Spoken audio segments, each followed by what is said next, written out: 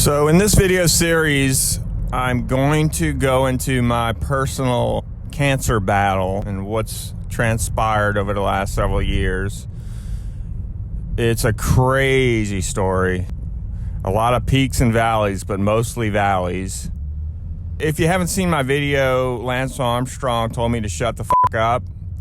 At the end of that video, I alluded to the fact that I've also had a similar, what I called race against cancer, as Lance Armstrong did, but many years later.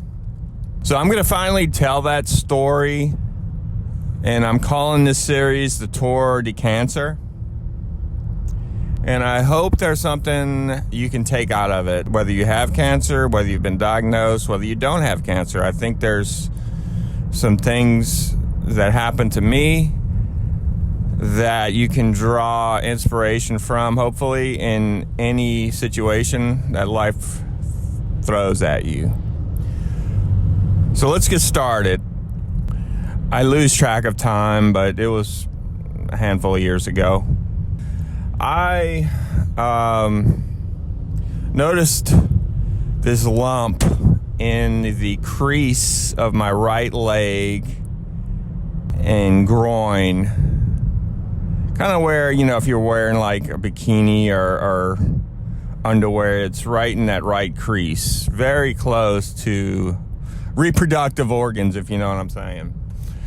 I kind of thought it was probably a lymph node or something that just popped up. Didn't think much of it, but I noticed it wasn't going away after a while, and probably should have gotten it looked at earlier. So one day my wife and I are in the shower together. When you have 4 kids, sometimes the shower is the only place you can actually have some alone time, and sometimes that doesn't even work. But I remember being in the shower, and I showed it to my wife, and she's like, "You should probably get that checked out."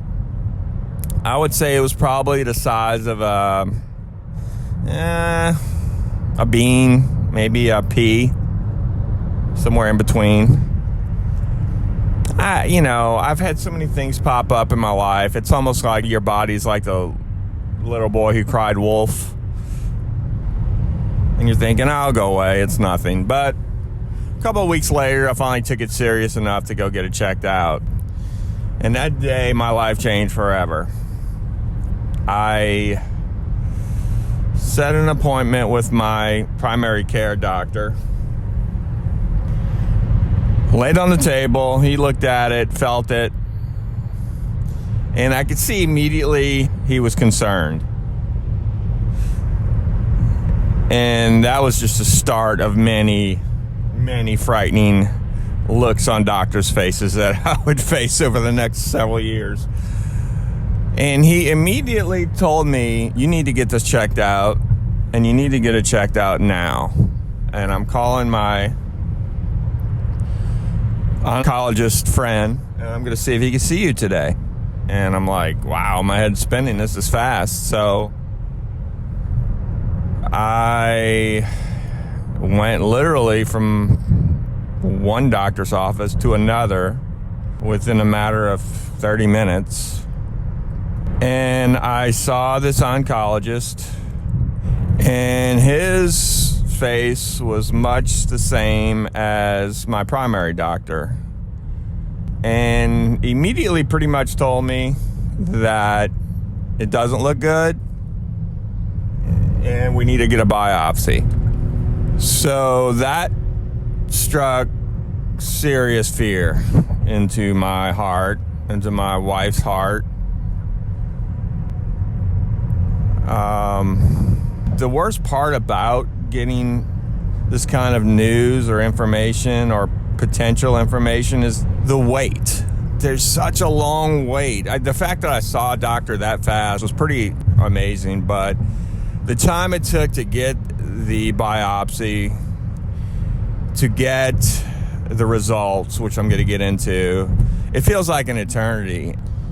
So let me get back to the biopsy. Yep, that's a lot of fun. You go in and they poke it, and like I said, it's in a very sensitive area. And they go in there, they take out a piece of it, the tumor or whatever.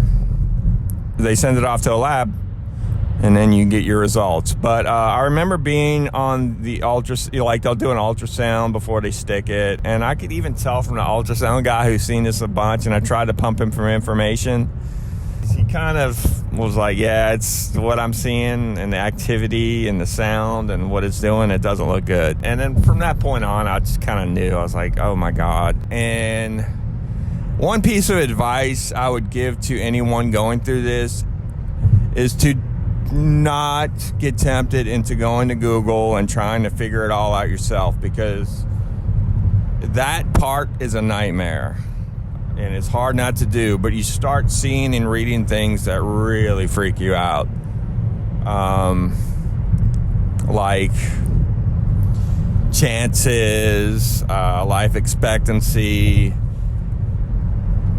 You know, you start trying to guess on what type of cancer it could be, because sight, seeing, they pretty much told me this is cancer. But, you know, the biopsy will tell you for sure.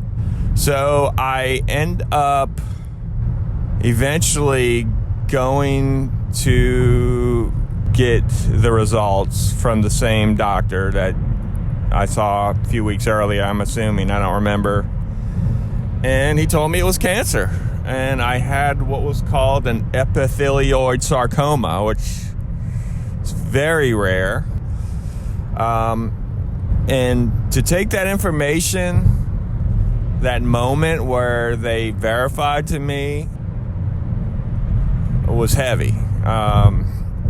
They start giving you pamphlets about cancer, and it's just really hard to wrap your mind around. At that moment, you're getting these pamphlets, and they're just kind of like, look, you know, shit's about to get real, essentially, or just got real, basically. And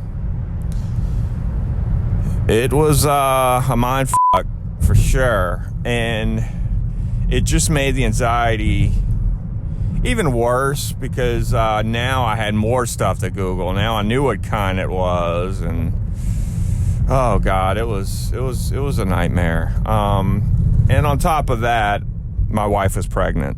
So I'm gonna end here. This was the end of stage 1, I'll call it. And stage 2 will be coming soon. Check back. Take care. Check your lumps.